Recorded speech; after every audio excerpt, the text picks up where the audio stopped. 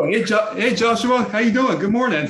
Pretty good, pretty good. Okay, hang on. Yes, he got it. All right.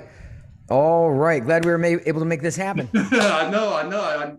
I seen you've been so busy throughout the past several weeks with conventions. Me? Yeah, always. Always. And we got to keep this under 30 minutes, by the way. Oh no, So no worries, good, no good, worries. because I got another meeting at 11:30. No problem. Okay, let's jump start to the questions. Do your thing. Okay. Wait, let's make sure levels are good and everything. Give me a second. I just opened the software. So Yeah, let's see. One, two.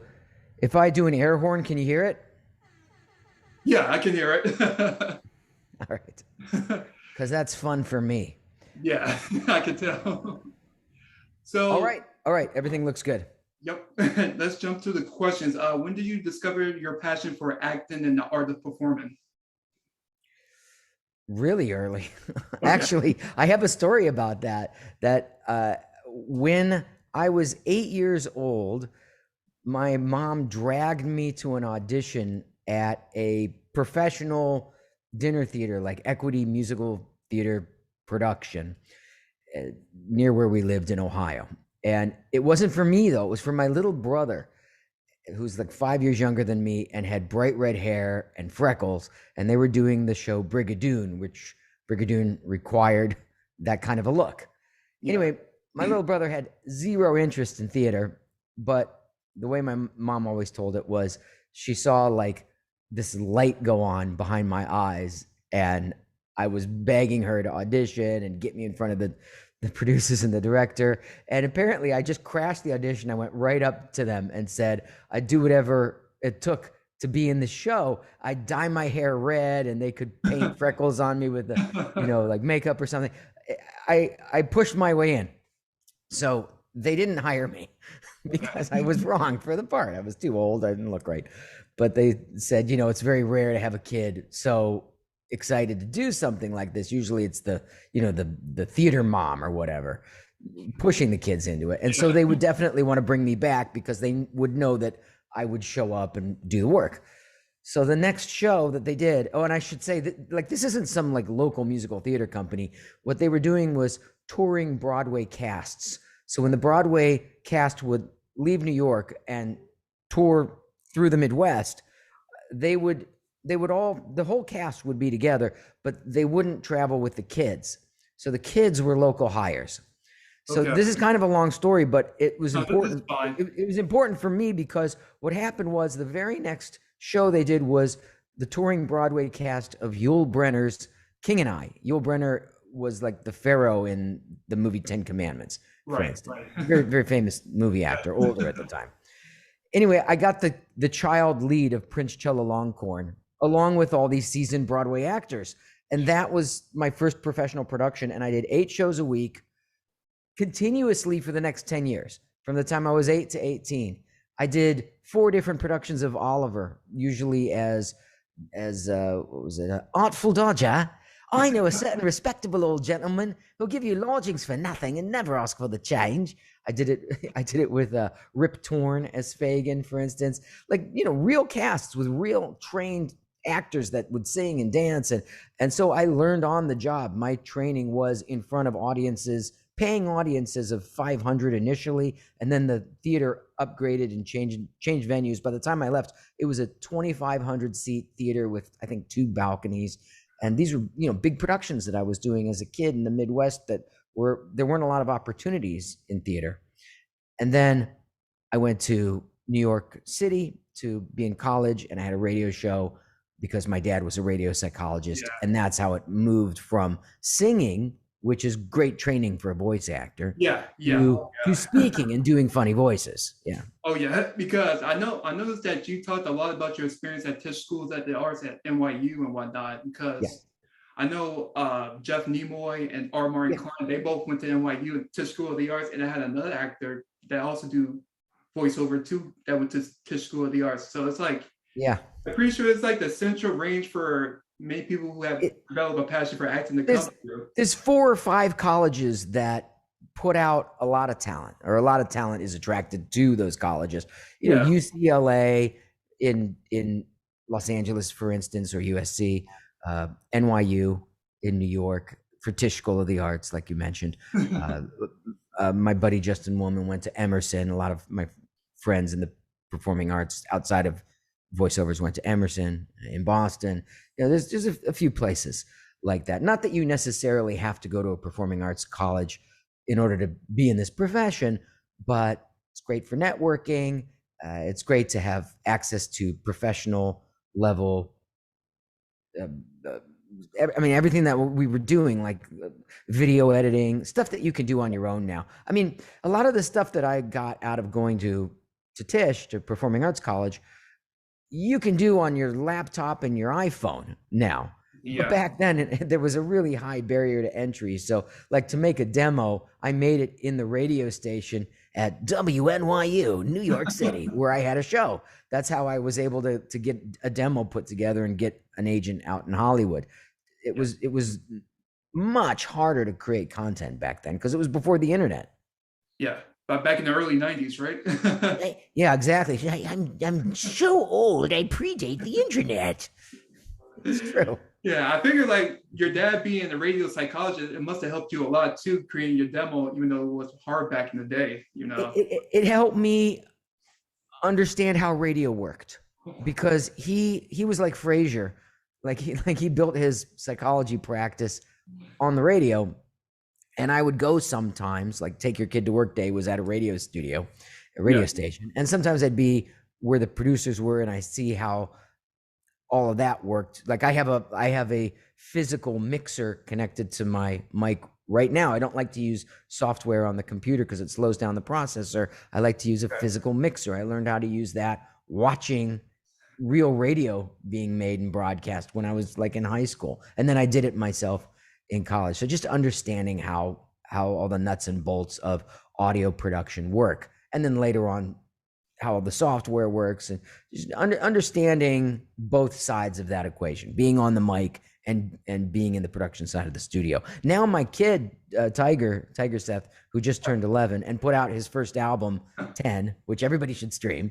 I've been fantastic EDM music. But he and I were mixing it like in GarageBand on my computer, and we were making it, like the same way that I would do on a collegiate level. Back then, he's surpassing that as a 10-year-old now with Launchpad and what are the apps that he's using? Ableton Live, and I'm still using GarageBand, but like what is accessible to people now, voice actors too, like that you can even audition just from home, and you don't have to live in New York and Los Angeles. It's just amazing. It's on the one hand, it's much easier to get into the business. On the other hand, there's a lot more competition. Oh, yeah. Yeah, because I noticed that ever since 2020, spring 2020, everybody had to transition to creating their own ideal home studio that'd be appropriate for like anime dubs or ADR work. So everybody, a lot of veterans like yourself, like I talked to Dorothy Fun, she said it was a tough time doing that transition to develop a home studio to make sure it's viable for any kind of ADR recording. So it's funny because I already had the home studio, and mine's much more extensive than most. Yeah, it's amazing. This is not real. Okay. Yeah, okay. I see it now. But if I showed you, if I turned the camera around, and you could see, I have 1, 2, 3, 4, 5 screens.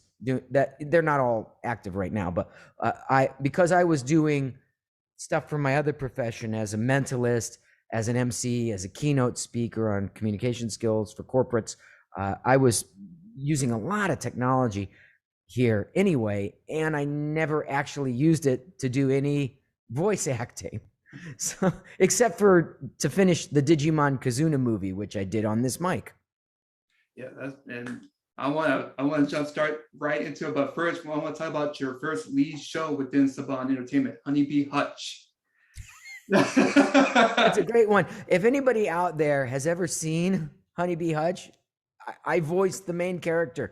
64 episodes. That was my trial by fire, just being thrown into the deep end with anime, dubbing, voice acting a cartoon.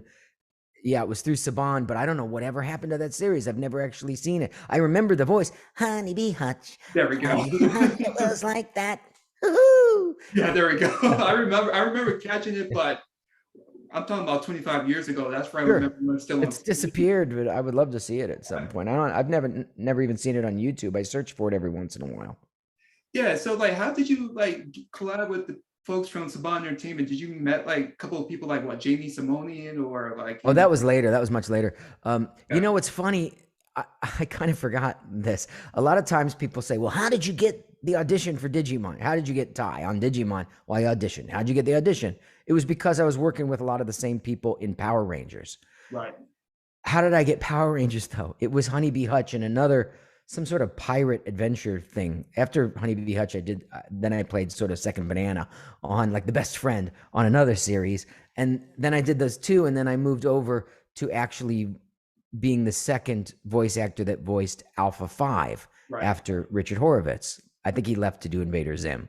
And for those, I was actually on set where the Power Rangers was shot at the time at Saban's studio north of Los Angeles in Valencia. And I got to, I saw all the sets and the actors and everything. And then which again, these days it wouldn't be necessary. I could do it from home. But I went up there. Here's the benefit of that though. I met everybody.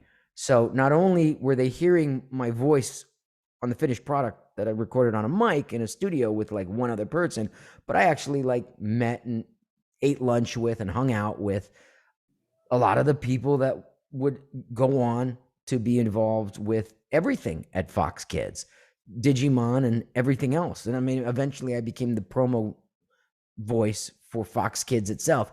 Next on Fox Kids and an all new, whatever the show was. And then eventually on the CW doing the same thing, doing promos. But it's because I met all those people working on Power Rangers. And I got into Power Rangers eventually because of HoneyBee Hutch. And I got HoneyBee Hutch because I took classes with Louise Chamis, who was a voice teacher.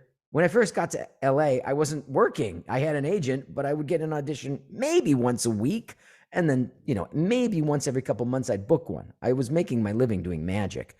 And I wanted to kind of improve my skills and network. And so I took this class from Louise, who probably her most famous student, more than me even, is Bob Bergen, who's the voice of Porky Pig. Yeah, and he became a voice teacher, and I took an animation class from him early on as well. But that she recommended me, I think, for an audition for this, and that's how I got connected. One thing leads to another. There's a famous phrase: "Work begets work." Right. Right. The more you do, the more you do. It's a hustle for sure. As long as you're good and don't piss people off. Yeah. Yeah. So like now we're talking about Digimon. I already heard your story about auditioning for Tai. So like you also auditioned for Tentomon too, right? For a little bit. I was Tentomon. I was the first voice of Tentomon. Tentomon. There we go. And then Jeff Nimoy, whom you mentioned earlier, who's a great guy, very funny, and he did the movie Famous recently, which he texted me recently. He's like, "You're like the only guy that promotes the movie you're not in." I should have been in it, you dork. Yeah. But yes.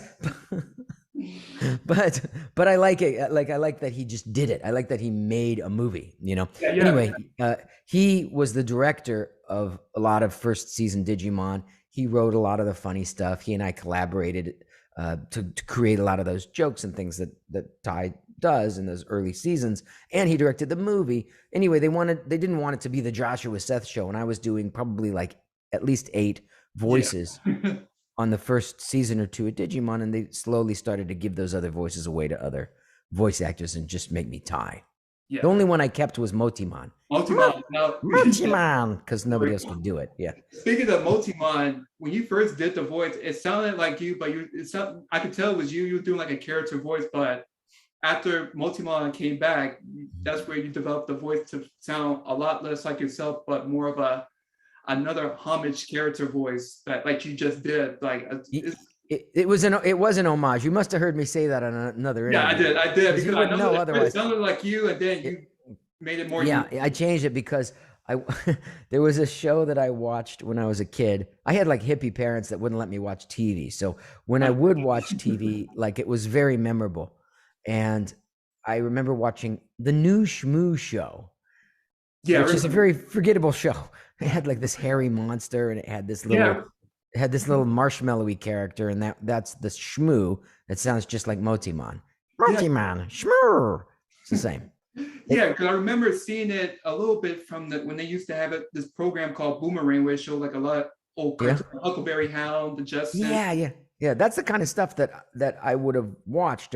The Grape Ape Yeah. and um, Rocky and Bullwinkle. I Rocky mean, and that's Bull- what cartoons were before anime. And when I started doing Digimon, anime was brand new in the American market, and it's exploded now. Since now I'm going to these Comic Cons and anime conventions like every other weekend because the fan base has grown exponentially over the years. Stuff that I did 20 years ago, people grew up with, and now I'm the voice of their childhood. But when I started, there was none of this. There was no Comic-Con industry because like it didn't exist. I was definitely the first wave.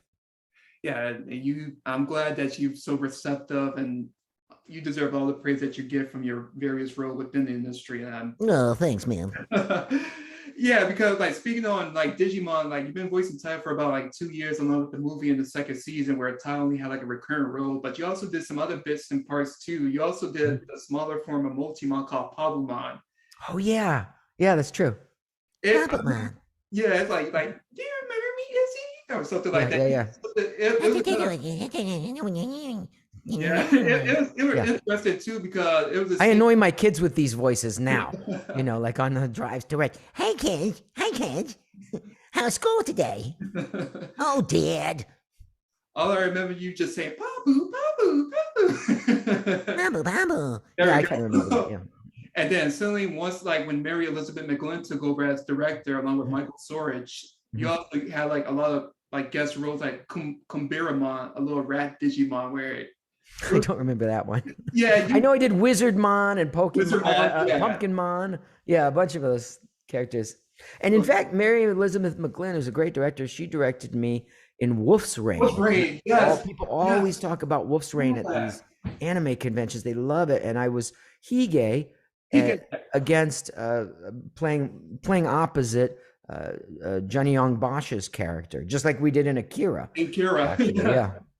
And speaking on Akira, you did man, when you perform Tetsuo, man, I never seen that dramatic performance you did with that character, because I'm used to hearing you as like the heroic type character, or like a character voice like Kumbiramon and Multimon, but with Tetsuo, the authentic how he's like, it's hard to describe. You did an awesome job.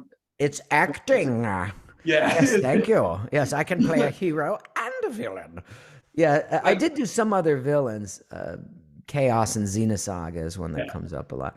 But I have I'm looking over here at a painting that I got at a convention I went to in Edinburgh, Scotland, right before the pandemic. And they gave me this beautiful painting, artist representation of Neo Tokyo and Akira and the bike and everything. And it's my favorite thing that I've ever done, because it's Akira that got me to want to be a voice actor in the first place. I was already doing a radio show, but I wasn't thinking about voicing animation until I saw the original release of Akira. Yeah. And I was like, my mind was blown. I'd never seen anime before, and I thought, this is the future of animation. And then 7 years later, they asked me to voice Tetsuo and voice the lead. And that's the only thing I never even auditioned for. And the whole career came full circle in that moment. So I love it. Yeah, and thank God that your collab with Kevin Seymour, he got you in Trigun too. Like you had. That's right. I was Young Knives in Trigun, and Kevin's Kevin's passed on now, but he was another really influential person in my career. Yeah, did you met Johnny Young Bush around Kevin's studio, or him? Okay. Either there or Bang Zoom. I can't remember where at the time. A lot of these studios, they look like nothing from the street on purpose. Like, they don't want people just showing up in the middle of sessions. They have keypads and locked metal doors, and they just look like nondescript buildings from the street. So it's kind of hard to remember years later, which studio was I in? And then, of course, when you're inside, they all look the same too. Like, they're padded rooms and glass and a control room on the other side, and then a little kitchen with some snacks, and maybe the nicer ones have like a pool table or somewhere where you could hang out. But they're pretty nondescript from the outside and the inside. Mm-hmm. Yeah, it's just crazy. And then suddenly, like a couple of years after doing your thing, you retired somewhere around '05. I think that's right after you did your, I think you had a guest role on the show called Zatchbell with Jeff directing you at the Zach, time. but yeah, I did that. I don't know if that was the last one. The last series I did, I know for a fact, was Cyborg Soldier 9. Okay, Yeah, yes. and I played the title character in that as well. And I know that that was the last one because I'd already sold my house in LA and moved to Santa Barbara. And the reason was for about 5 or 6 years in the early 2000s, I was so busy voicing anime during the day and then doing shows, magic, mind reading, hypnosis, mentalism shows around LA at like celebrity parties or at the Magic Castle or flying to Vegas on the weekends and doing corporate events. I was exhausted. I felt like I was going to have a heart attack and die. And I just had to, I was really, really at a point of burnout. And I had to make a decision again after 5 or 6 years of not even a day off of working, like which career am I going to pursue because I can't keep doing both. And I thought, well, I've always wanted to tour with my live show. I never had a chance to before. Now I'm getting these opportunities to tour colleges, cruise ships, casinos, corporate events, theaters all over the world. I could always come back to LA and voice anime if I wanted to. So I'm going to leave. So and then I never did. I sold my house. I moved to Santa Barbara, just 100 miles up the coast. And as soon as I did that, of course, I got the call. Oh, please, can you come and do 009? Because the producers didn't like whoever they cast originally for it. They didn't like the sound.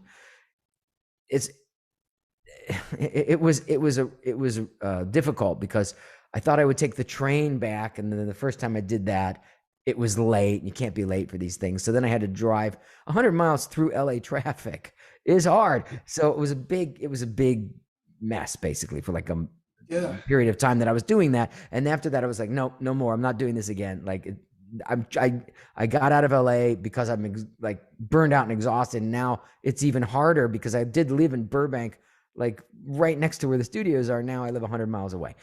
After that, done. And then I went on tour and I never looked back. And I've toured like 40 different countries, done thousands of live shows. It's been great. Honestly, during the pandemic, I probably should have been doing anime again, but it didn't occur to me until after I was already busy doing all these virtual events, doing virtual shows and virtual keynotes. And I never got around to it. Now I would. Now it's obvious that I should have been doing this, but I don't know. No, yeah. Anybody that has contacts at studios that are doing anime currently, have them reach out to me. Yeah, it's easy. I would do it. I should have been doing it these last 2 years. But it's really funny because you've been doing it all. I mean, like you're a single dad to your two amazing kids. I mean, That's the other thing is like, I have two little kids in elementary school, and suddenly I had to also teach them like how to do virtual school and how to use a computer for my little one. And like, yeah, it was also again overwhelming, but now that's back to normal. They're back to normal in-person school. yeah. And the whole idea of you coming back to voice Tai again for the Digimon Tribe moves. First off, I want to say thank you for your time and contribution and the financial sacrifices you made because one, it cost you financially because you had to fly back from Oh Florida. yeah, I didn't make a penny on those. I had to fly to Yeah. LA to do them, but Yeah. I wanted to do them for the fans, for my kids, and for me because it's my legacy now of Tai that I've voiced for 20 years, and to have done all those Try movies and then finishing up with Kazuna, which is great. So happy with how that turned out. Yeah, I wouldn't have changed that. Happy to do that. Yeah, I can't thank you enough for doing that because I knew the minute you start teasing us like several years back, like there's got to be a way that for him to be voicing Tai again. Because Again, they cast somebody else to voice yeah, Tai, and then Jeff Nimoy let it slip on social media that he'd done a voice session for the first Try movie. And I started getting all these fans PMing me. Are you coming in for this? Are you coming back for this? I didn't know what they're talking about. And I texted Jeff and he goes, oh man, I had to take that down. It was a NDA violation. He didn't think when he posted it. But I'm like, who's casting this? And Jamie Simone that you mentioned was kind enough to get in touch with me once I reached out to the studio and say, we didn't think that you would be interested, so we cast somebody else, but we'll throw it all out and start over if you'll commit to doing all the movies and flying back. thank And you. I said, absolutely. And now they're in the can. as they Yeah. say. And Yeah, then another you dub. played Multimon again too in the Tribe movies. Yeah, that's right. Came back for everything. But that's Yeah. pretty easy just to fly back to LA for a week and do those once a year, basically, for Yeah. however long that was, 6, 7 years. Yeah, so I can't, like I said, I can't thank you enough for doing that, because like you coming back to hear your voice again, recent anime stuff was definitely a joy for my ears, because I know you retired and I understand the full understanding of why you retired, but for you to voluntarily come back and with Jamie allowing you to come back, I can't thank the That's public. why I really should have been voicing stuff from here. Now that I got the setup, I don't have to fly anywhere and go anywhere. I just I'm lucky in that I've had a lot of opportunities over the course of my career. So Mhm. when they come to me, I generally say yes, but I'm not accustomed to going and seeking them out. Right, Yeah. I can and understand. and it's been so long since I've been in the voice industry in anything other than Digimon. Like nobody thinks to call me, but yeah, I definitely should be doing some now, especially because my kids are big anime fans and they won't watch stuff that I did because they want to watch like Demon Slayer and things that are not really age appropriate. Right, 'Cause right, that's what kids do. Yeah. right. So if I did a guest role on something that they're watching currently, yeah, then they would be like, "Oh, Dad's cool." That would be worth it just for that. Yeah, because I heard you on a guest role on the SpongeBob SquarePants movie. I picked your voice from out of like so many additional voices. So I know that must have been great to do on like big budget type Oh production. yeah, the SpongeBob movie was that was a great experience. I worked on that for like a week, and we all got to, unlike anime, we all got to record together. We did like table reads together, and they had mics set up with soundproofing foam blocks between us, and we would improvise and bounce funny stuff off of each other, which is how I like to work. So yeah, that was great. And then just going to the premiere at the Fox Studios with everybody and having that whole experience, being interviewed and stuff like I only did that twice, for that and for the original Digimon the movie, and it's just so much fun, especially for a voice actor. We don't Right. get to do that so often. Yeah, because you're mostly in the booth by yourself, especially when you're doing Right. anime stuff, and then like you to come out to get this publicity, like wow, this is great. People actually watching us. Hearing That's one of the reasons it's fun to do these anime conventions, because you don't get the audience response that you would get from doing anything on camera or in a live setting. That's why I love doing theater and live shows and events, is because you get energy from the audience. As a voice actor, it's just going out into the void and you don't know what's going to happen or how it's going to turn out. A lot of things that I voiced over the years, I didn't even credit myself on. I'd make up a name, or I'd give him my little brother's name. I'm credited as Jeremiah Friedman, which is my little brother, on a bunch of stuff, some of which is good, just because I didn't know it would be good when I recorded it. I like Elk in Ark the Lad that I voiced, which is a good series, and I'm one of the main characters, and my name's not on it because of that. So there's a lot of stuff that I did that I didn't know how it would turn out, because you don't have an audience there.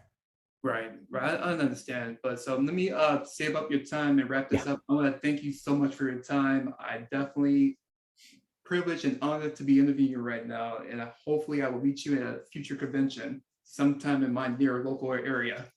Yeah, I'm doing a lot of them. Just follow me on social media. People that are gonna watch or listen to this, just look for Joshua Seth on TikTok or Instagram or Twitter or Facebook. And if you're interested in being a voice actor yourself, go to joshuaseth.com/VO, which is a hidden link and has a recording of one of my voiceover classes for free. Yeah. For anyone who's You do a good interested. job as a voiceover coach too. I see your students are improving with their vocal qualities and whatnot. Yeah, I had fun running those voiceover classes on Zoom during the pandemic, but that's over now. That's why I made this intro class for free, and then you can get all the recordings for like $20 after that. Yep. There you go, fans. So what you Giving do, back to the fans. So if you want Joshua Seth at your con, make sure you request him at your local con, so he'll be out there in an instant. That'd be fun. All right. All right. Take care, Joshua. Thank you so much. Bye-bye.